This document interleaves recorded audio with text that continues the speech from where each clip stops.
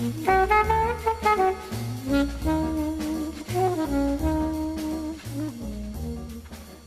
right, we're going to cover the last three books of the narrative of Augustine's life in the Confessions.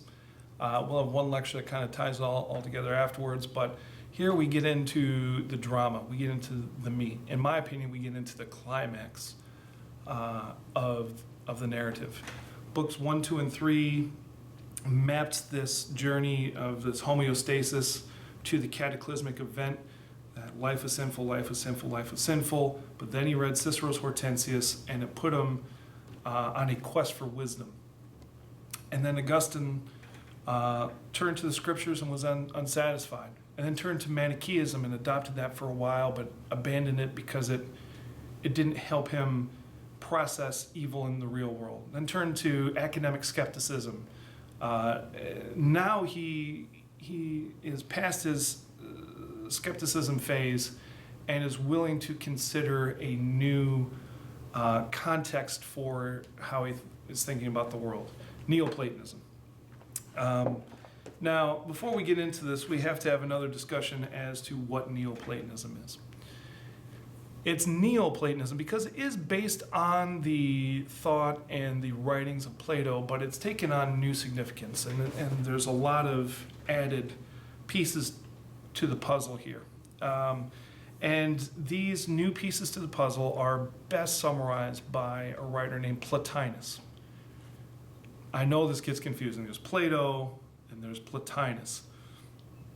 And Plotinus actually exemplifies Neoplatonism. But let me describe how Plotinus ordered the world around him. Okay, he saw us as living in a material realm, the phenomenal world, the world of things that you can touch and taste and see, right? But that's not where reality is found. Reality is found in the nous, the one, okay? The one, the singularity is the highest form. And there's a couple of things in between here. Incorporating the one is something called the nous, or the mind, okay? And the one is a part of the mind, but it is not the mind. You can think of the one as being a big rock, and the nous is a cloud that maybe surrounds that rock, okay? We live here on the phenomenal world. And the one thing that connects the phenomenal world with the noumenal world is the world soul, okay? And in order to achieve salvation or completion, or however you want to phrase it, what we have to do is, through the world soul, get access to the nous, or the mind of God, and that will lead us to the one, or God himself. I know this sounds awkward, but believe it or not, how we think of our faith today does bear a direct relationship to Plotinus's philosophy, if you'll just bear with me. How does one get access to the world soul? Well, everyone has an individual soul. And these individual souls are somehow connected in between the phenomenal and the noumenal world by the world soul. So the way that you get access to the world soul is by this inward turn, by turning inward to get access to our soul, which will allow us to ascend beyond the material world. Now we can see how this is related to the thought of Plato, this idea of a multi-layered cake, and being able to ascend, or do what's called a divine ascent. Ascend from our little place as a material individual, turn inward into our soul. It gives us a conduit, a road, in order to be connected with the world soul and the nous, and then finally the one, okay? You ever wonder why you bow your head and close your eyes when you pray? I mean, I could be wrong about this. I don't recall a scriptural mandate to do that, and off the top of my head, I can't think of an example where that's specifically described that way in the New Testament. It may be there, but the point being is it's not prominent enough for us to say, oh, we do this because of this verse right here. No, we bow our heads and close our eyes because there's some practical reasons. It frees us from distraction and things like that. But it represents this turning inward, that if we want to meet God somewhere, we turn inside ourselves. This was not necessarily new at the time of Augustine, but Augustine is the first one that clearly articulates this method of how to connect with God, is using this Neoplatonist cosmology of the inward turn so that you can divinely ascend to the one. I know this sounds very odd to say our faith is based on Plotinus Aeneas, and that's not actually what I'm claiming here. What I'm claiming is that there are different contexts within which we understand the Word of God and we understand our faith. And Augustine took the philosophy of his day and articulated his faith in terms of that philosophical framework. And that framework proved useful enough that we still draw upon it today. Although the philosophical framework and one's faith are not to be identified with each other, they do have a relationship with each other. Okay? So when we look at Augustine adopting Neoplatonism as the philosophical context which allows him to accept Christianity, and those are Augustine's terms, not mine, now we can understand what context he's referring to. So we can turn to book 7 here. Neoplatonism Frees Augustine's Mind is the title. At the beginning of the book, Augustine realizes that Neoplatonism opens one very important door. In Manichaeism, the entire world is material. And if you're going to have an explanation, it needs to be a material explanation. Why is there evil? Because there's evil matter out there. Who is God? God has hair and nails. He's a person, a material person. This was not helpful for Augustine. But when he adopts Neoplatonism and a Platonic view of the world, it's a rational view of the world, not a materialistic view of the world. So under a Platonic or a Neoplatonic framework, yes, there is some matter in the phenomenal world, but there's also a noumenal world, a world of the mind. Not everything is material. So by adopting Neoplatonism, it allows Augustine for the first time to conceive of a God that's not a material thing. It also allows Augustine to conceive of evil as not a material thing. Let's see here. Very quickly, he gets into the problem of evil. I must beware of looking for it in such a way as to be forced into believing that the immutable God was changeable, lest I become the very thing I was trying to trace. I strained to see for myself the truth of an explanation I had heard, that the cause of evil is the free decision of our will, in consequence of which we act wrongly and suffer irrighteous judgment, but I could not see it clearly. Let's see. Later on, Augustine says, I was pushed down again by these thoughts and nearly choked, but never was I sucked into the pit of error where no one confesses to you, because people would rather hold that you suffer evil than we commit it. For corruption can touch our God in no way whatever, neither by will, nor by necessity, nor by any unexpected misfortune. What Augustine is realizing here can be summarized in a simple syllogism. God created everything, okay? If evil is a thing, that means God created evil, which means God is the source of evil. So Augustine avoids this problem through Neoplatonism because now he can finally recognize a category of something that's not material. So if you start with the promise that God created everything and there is evil, Augustine, for the first time, can conclude that evil is no thing. Evil is nothing. So Augustine begins to understand evil as not a thing in itself, but the privation or the absence of good, in the same way that darkness is the absence of light. Okay? And this is one of the earliest and one of the most popular explanations for why does evil exist. Evil exists because it's the absence of good, the privation of good. This explanation is not possible under a Manichaean framework. And we can debate whether or not it's possible under an Aristotelian framework. But a Neoplatonic framework allows Augustine to see God as he describes himself in his word, to see evil in a way that is not only intellectually stimulating, but practically satisfying. Okay. He finally rejects astrology in here. Says he's still searching.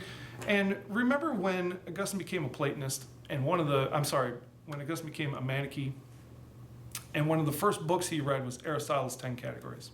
Well, now Augustine converts to Neoplatonism, and one of the first books he reads is the Book of the Platonists. And so through a certain man grossly swollen with pride, you provided me with some books by the Platonists translated from the Greek and Latin. Okay. He's beginning to understand his world through a different philosophical lens. Then in the middle of book 7, we see another very important story here. In the Boulding translation, the heading is, "He attempts Platonic ecstasy but is beaten back." In this book, Augustine is trying to ascend through the interior life to God and receives what we would refer to as a beatific vision. But he isn't able to hold it completely. It says in book 7 here, "I entered then, and with the vision of my spirit," or my mind's eye. Notice the inward turn here, not an Aristotelian vision of senses, but vision of spirit. "With vision of spirit, such as it was, I saw the incommutable light far above my spiritual ken, transcending my mind, not this common light which every carnal eye can see, nor any light of the same order, but greater, as though this common light were shining much more powerfully, far more brightly, and so extensively as to fill the universe. The light I saw was not this common light at all, but something very different, utterly different from all these things." He's making a distinction here between carnal sight, a material type of sight, and a spiritual type of sight, his mind's eye. "Your rays beamed intensely upon me, beating back my feeble gaze, and I trembled with love and dread. I knew myself to be far away from you in a region of unlikeliness, and I seemed to hear your voice from on high. I am the food of the mature. Grow then, and you will eat me. You will not change me into yourself like bodily food. You will be changed into me." What Augustine is describing here is, for the first time, he is excited by the ability to transcend, to understand God, because he finally has a philosophical context, a philosophical framework that will lead him to God, or at least allow him to understand God as God himself describes himself in the Bible. But just having a Neoplatonic vision or a Neoplatonic framework isn't fulfilling his needs. He's still restless. He gets close, but he knows he's still not there. Also, this phrase, "you will be changed into me," sounds very much like his mother's dream earlier on, that where I am, you will be also. So this Neoplatonic approach is very helpful for Augustine. Let's see here. Augustine discovers St. Paul. Now he is regularly going to the scriptures in order to gain wisdom and seeing value in them now where he did not before. So the shedding of this Manichaean intellectual framework, meeting the Bishop Ambrose, becoming a Neoplatonist, is allowing him to see God as he describes himself. It is not causing him to be a Christian. Neoplatonism isn't Christianity, but it's a philosophical framework that allows him to accept the premises of Christianity. Now we get into book 8, which is my favorite book, and time slows down in this book. We see a lot of flashbacks, a lot of commentary, but as far as the storyline, not a lot happens. In the Boulding translation, the title of this is Conversion. And this is Augustine's conversion story. And he actually talks about the conversion story of a lot of his friends, Simplicianus, Victorinus. Let's see. He wants to become a Christian. And then there is this turning point. Augustine's struggle in the garden. He's in the garden, he's wrestling with all these big issues. And he seems to want God. I mean, he describes so much here, it's hard to summarize, and this is why reading this is so critical for yourself. But let me just read the story of his actual conversion here in section 29. I went on talking like this and weeping in the intense bitterness of my broken heart. Suddenly I heard a voice from a house nearby, perhaps the voice of some boy or girl I do not know, singing over and over again, "Pick it up and read, pick it up and read." My expression immediately altered, and I began to think harder whether children ordinarily repeated a ditty like this in any sort of game, but I could not recall ever having heard it anywhere else. For I had heard the story of how St. Anthony had been instructed by a gospel text. He happened to arrive while the gospel was being read and took the words to be addressed to himself when he heard, "Go and sell all you possess and give the money to the poor. You will have treasure in heaven. Then come follow me." So he was promptly converted to by this plainly divine message. Stung into action, I returned to the place where Alypius was sitting. For on leaving it, I had put down there a book of the apostles' letters. I snatched it up, opened it, and read in silence the passage on which my eyes first lighted. Not in dissipation and drunkenness, nor in debauchery and lewdness, nor in arguing and jealousy, but put on the Lord Jesus Christ, and make no provision for the flesh or the gratification of your desires. I had no wish to read further, nor was there need. No sooner had I reached the end of the verse than the light of certainty flooded my heart, and all dark shades of doubt fled away. This was Augustine's description of his own conversion, of being sparked by the gospel in the same way that the gospel sparked St. Anthony.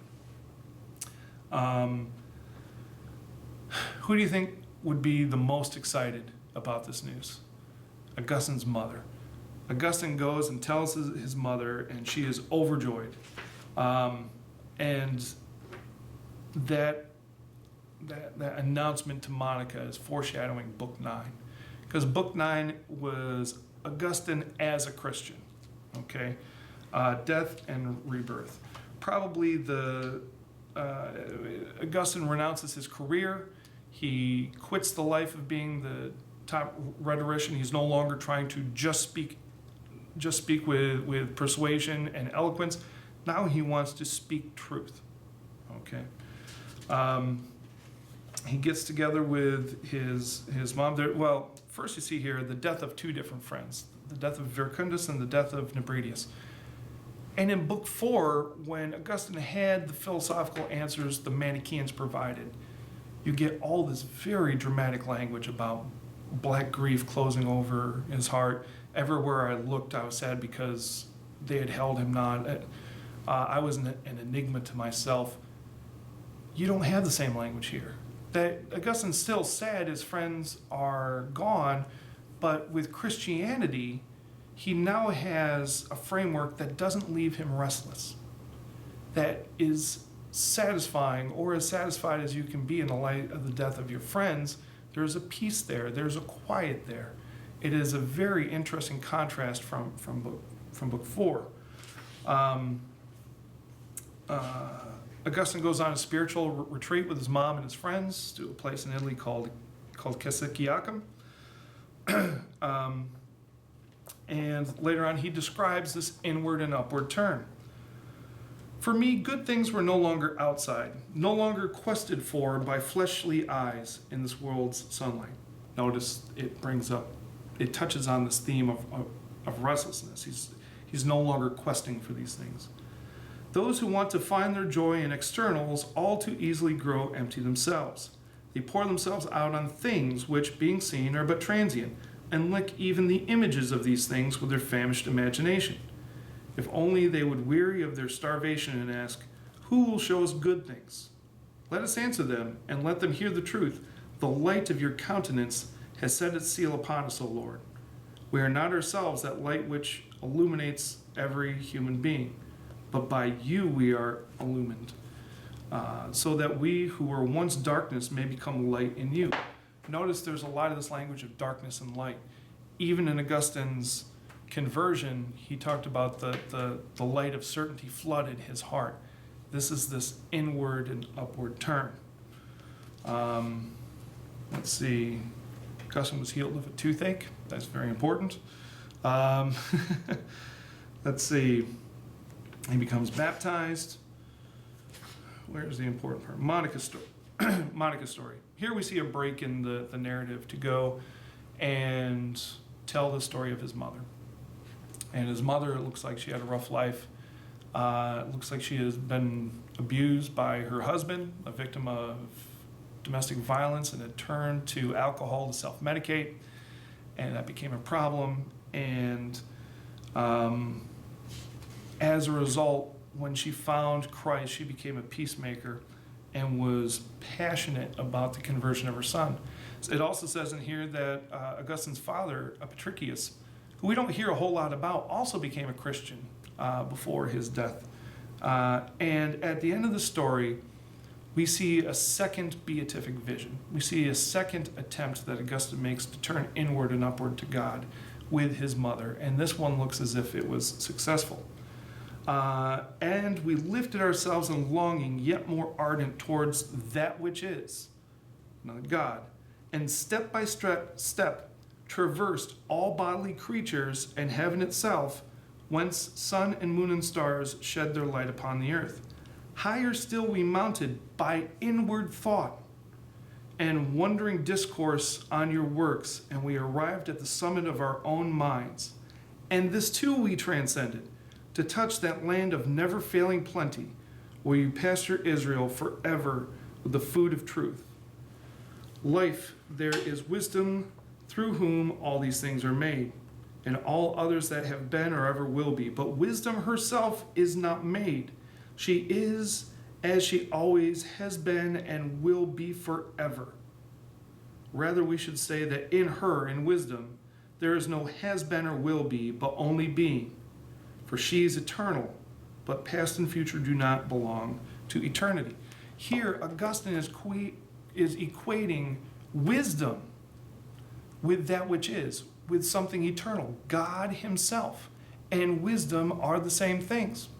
In Book 3, Augustine read a book written by Cicero, who had eloquent speech that began a work in Augustine that would motivate him to pursue wisdom, and in Christianity, he is satisfied. He is no longer restless.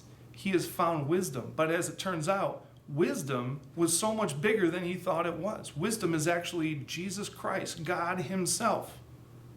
So it kind of connects these two strands there. He's looking for wisdom, small w. He finds wisdom, capital W. Okay? And this through inward turn.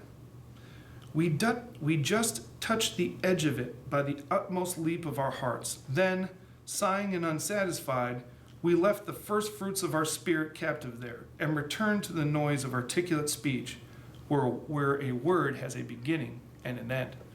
In other words, in this life, Augustine was able to transcend this phenomenal world, this material world, by turning inward and ascended towards God and just got a brief touch of God before he had to return down to earth. And this has a lot of biblical antecedents. We can think of Moses when he wanted to see God.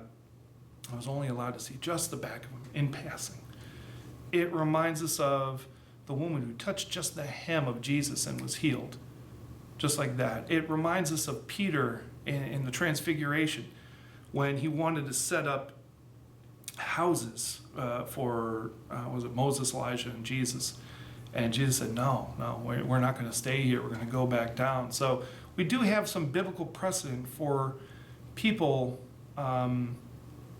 having this magnificent, very temporary experience with God.